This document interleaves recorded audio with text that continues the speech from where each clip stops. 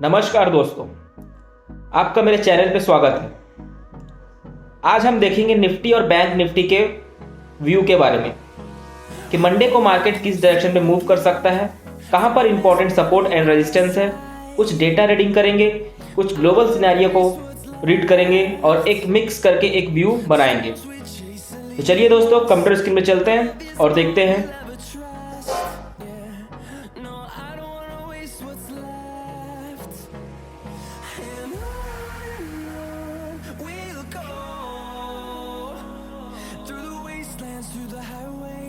चलिए दोस्तों, स्क्रीन पे देखते हैं। देखिए, ये निफ्टी का चार्ट है, ये डेली का चार्ट है निफ्टी का एक डेली टाइम फ्रेम का चार्ट है। इस पे हम क्या देख रहे हैं कि निफ्टी यहाँ पर कंसोलिडेशन किया, देन इसको ब्रेक किया, फिर एक रैली, फिर यहाँ पर कंसोलिडेशन किया, फिर इसको ब्रेक किया एंड देन फिर रैली। अब यहाँ पर निफ्टी फिर से अटक रहा है ना। अब यहाँ पर निफ्टी फिर से अटक रहा है, तो इसमें क्या हो सकता है कि निफ्टी यहाँ पर अटक सकता है कि इसके ऊपर जा सकता है। इसके पीछे का हम देखते हैं रीजन क्या हो सकता है। देखिए आप लोग,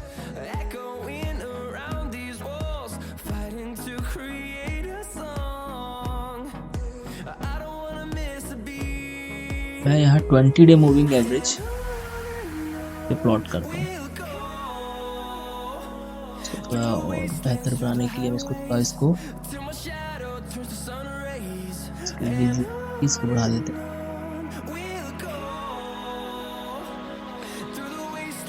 देखिए 20 डे मूविंग एवरेज में क्या हो रहा है कि यहाँ पर जब निफ्टी अटका तब 20 डे मूविंग एवरेज के ऊपर गया, फिर रैली हुआ। यहाँ पर जब निफ्टी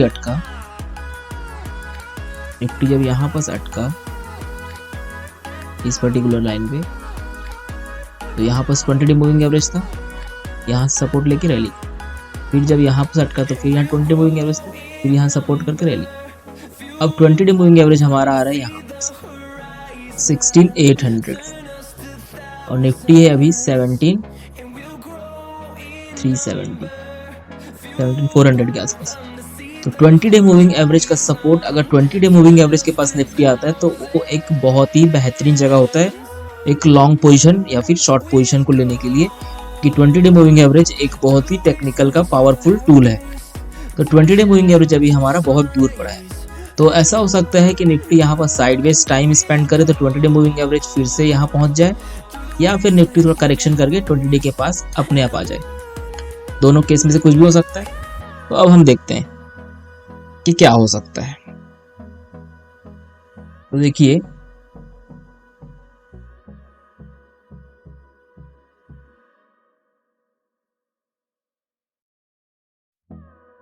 यहाँ निफ्टी ने कंटिन्यू 3 रेड कैंडल के बाद एक दिन एक ग्रीन कैंडल बनाया, ठीक है, बट प्रीवियस डे के हाई को क्रॉस नहीं कर पाया और प्रीवियस डे के लो को भी क्रॉस नहीं किया। तो ये कहीं एक इनसाइड कैंडल है, इसको बोलते हैं एक इनसाइड कैंडल, है ना। ये एक इनसाइड कैंडल फॉर्मेशन हुआ है निफ्टी पे।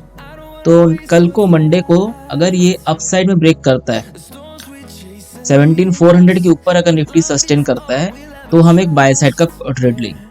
मंडे को अगर निफ्टी इस पर्टिकुलर एरिया के ऊपर 17,400 के ऊपर अगर सस्टेन करता है तो आप एक बाय साइड का कॉल ले सकते हैं, बाय साइड का ट्रेड, है ना।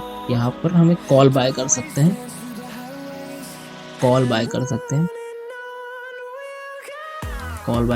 अगर निफ्टी 17,400 के ऊपर यहाँ सस्टेन करता है। तो टारगेट हमारा, फर्स्ट टारगेट ये जो पर्टिकुलर हाई है 1750 और इसको क्रॉस किया 17,500, ये दो टारगेट के लिए हम इसको ले सकते हैं। फिर अब इसके ऊपर अगर क्लोजिंग देता है, सस्टेन करता है, तो फिर से हम नया टारगेट इसमें निकालेंगे। अब निफ्टी नीचे की तरफ अगर कल को अगर गैप डाउन खुलता है तो हमारे लिए ये जो लेवल है 17,300 का, ये एक बड़ा इंपॉर्टेंट लेवल है। अगर इसके नीचे निफ्टी सस्टेन करता है तो हम एक पुट साइड के पोजीशन पे जाएंगे। हम यहाँ पर एक पुट बाय करेंगे। अगर 17,300 के नीचे सस्टेन करता है तो हम यहाँ पर एक पुट बाय करेंगे, है ना। उस केस में हमारा टारगेट रहेगा 17,250 एंड 17,200, ये दो टारगेट है जो कि ये प्रीवियस सपोर्ट है, यहाँ तक हम लेंगे। अगर इसके नीचे क्लोजिंग देता है तो फिर हम निफ्टी फिर एक बड़े करेक्शन के लिए तैयार हो रहा है। फिर ये हमें 1700, 17,000 और 16,800 का लेवल भी दिखा सकता है। अगर ये 17,200 के नीचे सस्टेन करता है तो 17,000 और 16,800 का लेवल हमको देखने को मिल सकता है। देखिए इसको मैं छोटे टाइम फ्रेम पे ले जाता हूँ, ठीक है। 15 मिनट में आ जाते हैं। 15 मिनट कैंडल में ये जो एरिया है आपका, ये जो पर्टिकुलर एरिया है, इस एरिया पे निफ्टी टाइम स्पेंड करते हैं, ठीक है।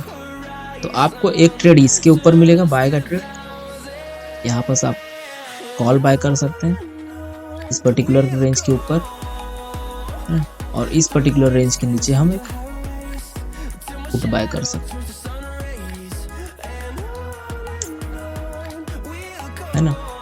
और बीच को अगर हम ये जो भी साइडवेज मूव जो चल रहा है इसको प्ले करने के लिए आपको यहाँ पर वेट करना पड़ेगा। अगर यहाँ पास कुछ नेगेटिव कैंडल बनता है तो अब यहाँ पास एक पुट बाय करेंगे और आपका टारगेट रहेगा फिर इस यहाँ तक से। अगर यहाँ पास आने के बाद एक पॉजिटिव कैंडल बनाता है तो यहाँ पर एक कॉल बाय करेंगे, आपका टारगेट फिर यहाँ पास। तो रेंज बाउंड अगर मार्केट चल रहा है तो हमको रेंज बाउंड प्ले करना पड़ेगा। अगर ये ब्रेक करता है ना, ये फर्स्ट 30 मिनट के अंदर ही ब्रेक कर देगा। अगर ब्रेक करना होगा इसको कोई भी साइड तो फर्स्ट 30 मिनट के अंदर ये ब्रेक कर देगा। अगर ये ब्रेक करता है तो उस डायरेक्शन पे हम एक ट्रेंडिंग मूवमेंट के लिए प्ले कर सकते हैं, either upside either down side. तो हमको वेट करना पड़ेगा कि ये ब्रेक कर रहा है नहीं कर रहा है। अगर ब्रेक नहीं कर रहा है, साइडवेज ही है, प्रीवियस डे का जो हाई और लो है ना, ये जो है 17,400 और 17,300 इस रेंज में अगर चल रहा है तो हमको इस रेंज को प्ले करना है निफ्टी। क्लियर है? तो कल के लिए आप ये इंपॉर्टेंट लेवल देख लीजिए 17,400 और 17,300। जिस डायरेक्शन को भी ये ब्रेक करता है फर्स्ट 30 मिनट में, आइदर गैप अप और गैप डाउन के साथ, तो आप उसको प्ले कर सकते हैं। अगर बड़ा गैप अप गैप डाउन होता है तो आप वेट करेंगे क्या चीज का। अगर कोई बड़ा गैप अप गैप डाउन होता है तो आप वेट करेंगे ओपनिंग रेंज ब्रेकआउट का, है ना। फर्स्ट 15 मिनट कैंडल का हाई एंड लो मार्क कर लेंगे, हाई एंड लो। अगर बड़ा गैप अप गैप डाउन होता है और जिस डायरेक्शन में ब्रेक करता है उस डायरेक्शन में अपना ट्रेड एग्जीक्यूट करेंगे। ये एक बेस्ट तरीका होगा अगर बड़ा गैप अप या गैप डाउन कल होता है तो निफ्टी में ये है। अब देखिए इसका हम ऑप्शन डेटा देख लेते हैं निफ्टी का। ये मैंने निफ्टी में 16 सितंबर का निफ्टी का ऑप्शन डेटा लगाया है। इस पे आप देखिए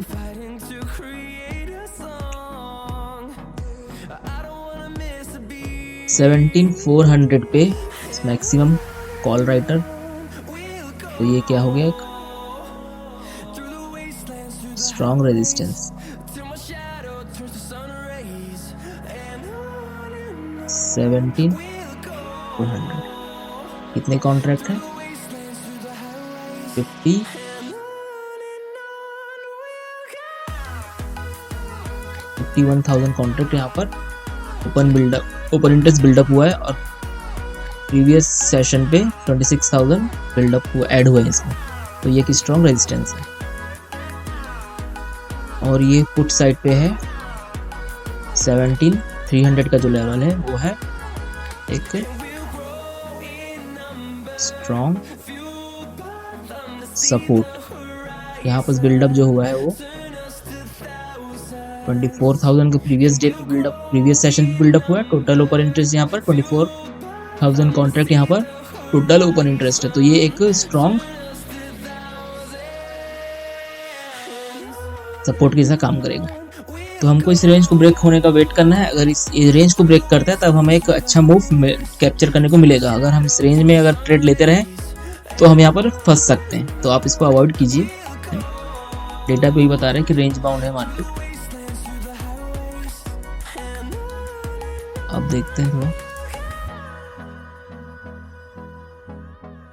ग्लोबल मार्केट देखते हैं। डाउ का चार्ट लगा लेते हैं डेली पे।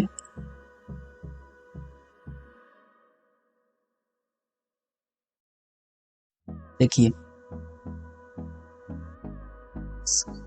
चार्ट लगा लो।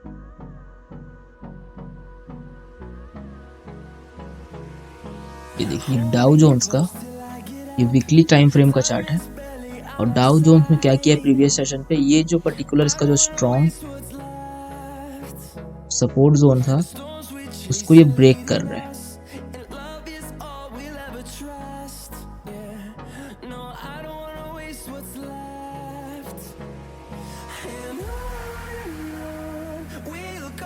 ठीक है, सपोर्ट जोन को ये ब्रेक कर रहा है। ये बहुत ही स्ट्रॉन्ग सपोर्ट जोन था इसका। इसके नीचे इसने एक वीकली क्लोजिंग दे दिया है डाउ जोन्स ने। अगर ये कल को इसके नीचे अगर कंटिन्यू करता है तो ग्लोबल मार्केट पे करेक्शन हो सकता है, जिसका इम्पैक्ट हमारे मार्केट को भी देखने को मिल सकता है ना। ये इसका सपोर्ट जोन हो गया डाउ जोन्स का। 3400 का एक सपोर्ट जोन बन के आ रहा है यहाँ पास। इसके बाद अभी ये चल रहा है 34,600, तो 600 पॉइंट का भी बस और एरिया बचा है जो कि ट्रेवल कर सकता है। अगर ये 600 पॉइंट ट्रैवल करता है तो हमारा भी निफ्टी 200, 300, 400 पॉइंट आराम से करेक्शन कर सकता है। तो ग्लोबल मार्केट वीक है।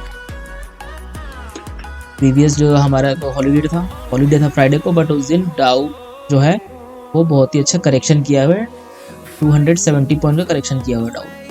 अब देखते हैं कल को मार्केट डाउ फ्यूचर्स कैसा बिहेव करता है, उस हिसाब से हमारा मार्केट उसको फिर एडजस्टमेंट करेगा। ये देखिए डेली का चार्ट है डाउ का। यहाँ पर इसने क्या किया है डाउ जोन्स में,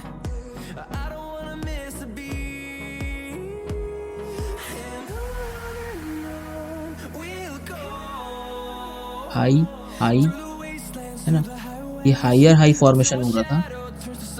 ठीक है, देखिए ये हायर हाई का फॉर्मेशन हो रहा था, यहाँ पर हायर लो का फॉर्मेशन हो गया। और यहाँ पर ये देखिए ये जो पर्टिकुलर जोन है इसका, ये क्या फॉर्मेशन हो रहा था, higher low and higher low. और जो ये जो आ गया है ये इस पर्टिकुलर हायर लो के नीचे आ गया लोअर लो फॉर्मेशन का। तो डाउ में क्या फॉर्मेशन हो गया प्राइस एक्शन के हिसाब से, higher low and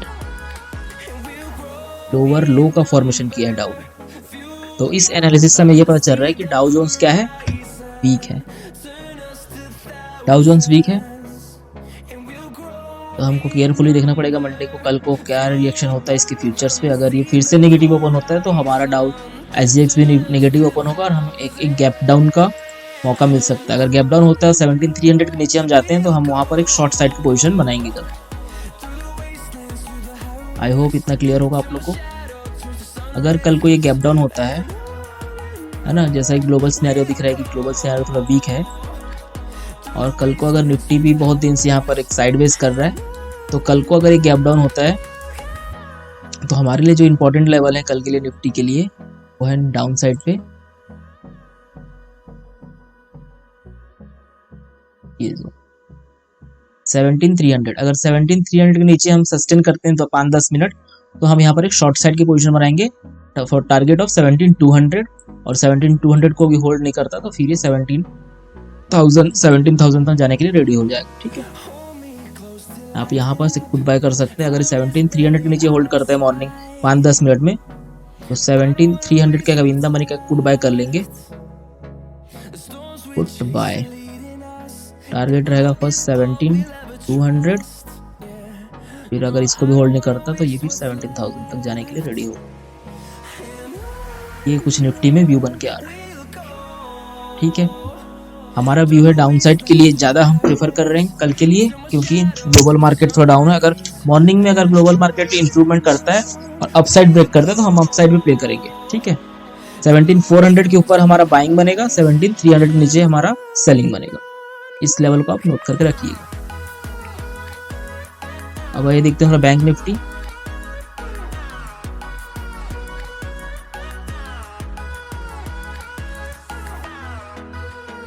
bank Nifty के डेली के चार्ट में आ जाइए आप। इसका जो 20 डे मूविंग एवरेज से ही ये बैंक निफ्टी अभी सपोर्ट ले रहा है। देखिए 20 डे के पास अगर सपोर्ट ले रहा है तो बैंक निफ्टी हो सकता है कि ऊपर चला जाए, है ना। ये सेम सिनेरियो हमको कहाँ देखने को मिला था, निफ्टी में देखने को मिला था। जब निफ्टी ने रैली किया था तो निफ्टी भी 20 डे मूविंग एवरेज के पास एक बहुत दिन तक एक साइडवेज से ये करके फिर उसने एक ब्रेकआउट दिया था। बैंक निफ्टी भी अभी इसी के पास है। तो बैंक निफ्टी के लिए जो इम्पोर्टेंट लेवल है वो है 36,500 का। अगर इसके नीचे सस्टेन करता है तो फिर से इस रेंज में आ जाएगा। फिर ये डाउन साइड के लिए 30, ये जो लेवल है इसका 35 है ना, फर्स्ट टारगेट होगा 36,000 का और फिर 35,500। अगर ये आता है इसके नीचे 36,300 के नीचे अगर आता है डाउन बैंक निफ्टी 36,300 के नीचे अगर सस्टेन करता है तो फिर हमें 36,000 और 35,500 का टारगेट, जो कि इसका इस रेंज में फिर से आ जाएगा। ये जो रेंज को ये ब्रेकआउट करके गया था, है ना, यहाँ से इसने एक पुल बैक करके इसको अब ऊपर जाना चाहिए। अगर ये फिर से आ जाता है तो फिर से इस रेंज में फंस जाएगा। तो डाउन साइड के लिए हमको फिर से ये लेवल्स प्ले करने को मिलेंगे, जो इस रेंज में जो पहले से चल रहा था ये से कंटिन्यू कर सकते हैं। और कल को अगर ये अपने हाई को ब्रेक करता है ना, अगर बैंक निफ्टी कल को अपने हाई को ब्रेक करता है, ये जो पर्टिकुलर जो इसका है 36,800, तब हम यहाँ पर एक बाय साइड पे जाएंगे, बाय 36,800 के ऊपर, बाय अबोव 36,800, सेल बिलो 36,300। ये दो लेवल आप लोग इसमें नोट करके रखेंगे बैंक निफ्टी में कल के लिए। अगर 36,300 के नीचे हमको मिलता है मार्केट तो हम वहां पर सेल साइड में जाएंगे।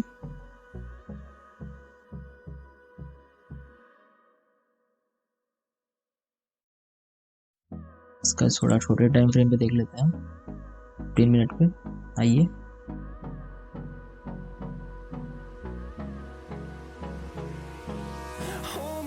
देखिए इसका 15 मिनट का जो टाइम फ्रेम है उस पे हमको क्या देखने को मिल रहा है,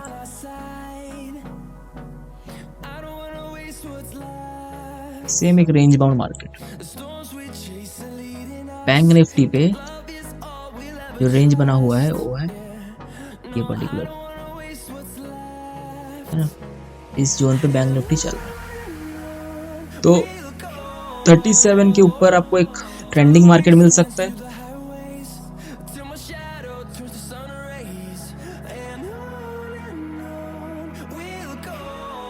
और 36,500 नीचे अगर सस्टेन करता है तो भी एक ट्रेंडिंग मार्केट मिल सकता है। 500 पॉइंट का करेक्शन आ सकता है। 36,500 नीचे अगर सस्टेन करता है कल के मॉर्निंग आवर पे, अगर गैप डाउन ओपन होता है तो सबसे बेस्ट रहेगा। तो अगर गैप डाउन ओपन होता है इसके आसपास और फिर इसको ब्रेक करता है ना, तो फिर हमें एक सेल साइड का सिनेरियो मिल सकता है। अगर फ्लैट ओपन होता है बैंक निफ्टी, फ्लैट ओपन होने के बाद ये इसको फिर हमको इस रेंज का ब्रेक होने का वेट करना पड़ेगा, है ना। अगर ये गैप अप ओपन होता है और इसके पास थोड़ा टाइम स्पेंड करके ब्रेक करता है तो फिर हमको एक बाय साइड का ट्रेड लेना है। अगर गैप डाउन ओपन होता है और यहाँ पर टाइम स्पेंड करके फिर ब्रेक करता है तो हमें एक सेल साइड का ट्रेड लेना है। तो इंपॉर्टेंट लेवल इसको आप देखेंगे 36,800 एंड 36,500, ये इस रेंज है बैंक निफ्टी का। ये जो रेंज जो चल रहा था तो इसका एक ब्रेक मिलेगा तब आपको ऊपर में 200 पॉइंट का इसमें एक फास्ट मूव मिल सकता है इसके ऊपर, और इसके नीचे भी 200 पॉइंट का डाउन मूव मिल सकता है। तो इसको आप प्ले कर सकते हैं। और जो सबसे अच्छा ट्रेंडिंग मार्केट मिलेगा वो 37,000 के ऊपर मिलेगा बैंक निफ्टी पे, और 36,300 के नीचे मिलेगा, जहां पर हमको 800 से 1000 पॉइंट का मूव कैप्चर करने को मिल सकता है। तो इसको आप लोग देखेंगे थोड़ा। और स्टॉक में देखिए, स्टॉक्स देख लेते हैं। स्टॉक्स में हमारे पास एक है, मैंने आइडेंटिफाई किया था, भारती एयरटेल। ये देखिए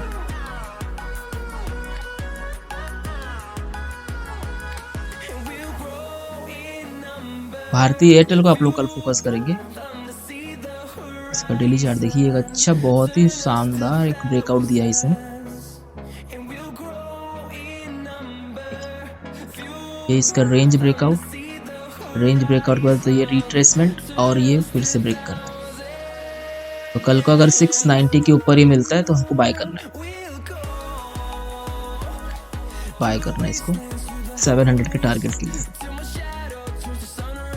तो भारतीय एयरटेल में एक बाय साइड का पोजीशन आप कल को बना सकते हैं। 690 के ऊपर आप इसमें बाय जाइए, 700 का टारगेट लेके आपको आसानी से मिल जाएगा 700 टारगेट।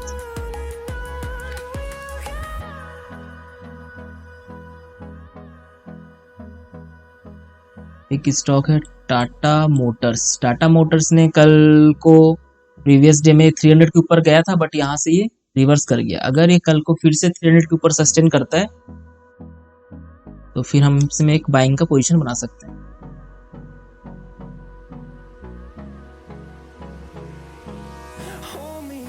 फॉर दिस टारगेट 310 का टारगेट रहेगा। अगर ये 300 के ऊपर हमको सस्टेन करता है तो हम इसमें बाय साइड का बना सकते हैं। 300 के ऊपर हमको बाय करना है, टारगेट 310 टाटा मोटर्स। तो ये दो स्टॉक आप देखेंगे कल के लिए, और बैंक निफ्टी का व्यू। आई होप आपको इसमें कुछ सीखने को मिला होगा। तो लेट्स सी कल मार्केट कैसा ओपन होता है, उस हिसाब से हम अपना प्लानिंग करेंगे। Thanks for watching.